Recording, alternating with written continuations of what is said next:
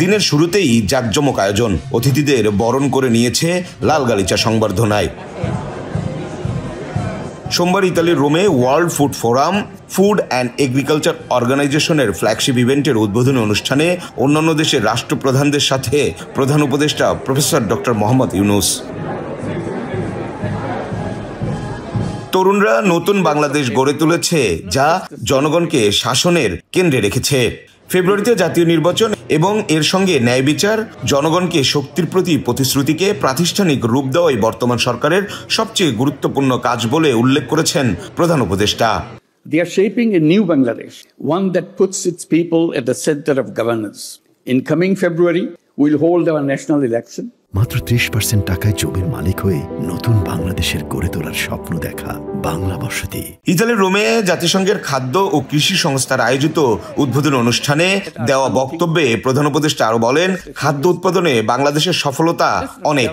বাংলাদেশ ছোট ভূমির দেশ, আয়তনে ইতালির অর্ধেক, কিন্তু আমরা 17 কোটি 30 লাখ মানুষকে খাওয়াই, পাশাপাশি আশ্রয় দিচ্ছি 13 লাখ রোহিঙ্গা শরণার্থীকেও, যারা মিয়ানমারের সহিংসতার মুখে পালিয়ে এসেছে বাংলাদেশে।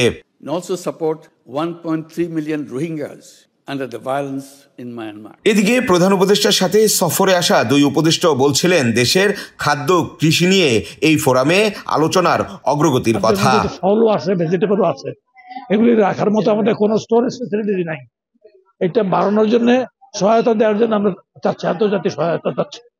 এর জন্য আমাদের সরকারের তরফ থেকে এগুলি আমরা করে যাচ্ছি। ওরা বলেছে তারা এটা নোট রেখেছে, তাদের ফান্ডের ক্রাইসিস আছে বর্তমানে, সংস্থান করতে পারে, তারা এটা পজিটিভলি রেখে করেছে। আমাদের প্রধান উপদেষ্টা যিনি বলেছেন আর কি, যে তরুণদের দ্বারাই আমাদের দেশে যে খাদ্য সংকট আছে, আমাদের অনেক কিছু করার যে সুযোগ আছে, সেটা মৎস্যে হোক, কৃষিতে, এবং কৃষিতে অনেক কিছু করার সুযোগ আছে, সেগুলো কিন্তু তরুণদের মাধ্যমে উদ্যোগ নেওয়ার কথা বলছেন। এছাড়া ব্রাজিলের প্রেসিডেন্ট, জিবুতির প্রধানমন্ত্রী এবং রোমের মেয়র ও ফুড অ্যান্ড এগ্রিকালচারের ডিরেক্টর জেনারেলের সাথেও সাক্ষাৎ করেন প্রধান উপদেষ্টা।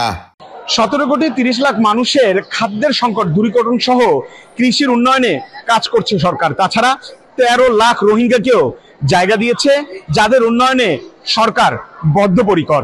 তরুণদের সাথে নিয়ে আগামীর বাংলাদেশ সুন্দর ও ভালো বিনির্মাণে সরকার কাজ করে যাচ্ছে, এমনটি বলেছে প্রধান উপদেষ্টা ফাও এবং WFF এর ফ্ল্যাগশিপ ইভেন্টে। তিনি বলছেন, বাংলাদেশ বিনির্মাণে বর্তমান সরকার যে সমস্ত পদক্ষেপ নিচ্ছে, তাতে বাংলাদেশ এগিয়ে যাবে আরো এক ধাপ। মৃদুল ইসলাম, বাংলা এডিশন, রোম, ইতালি।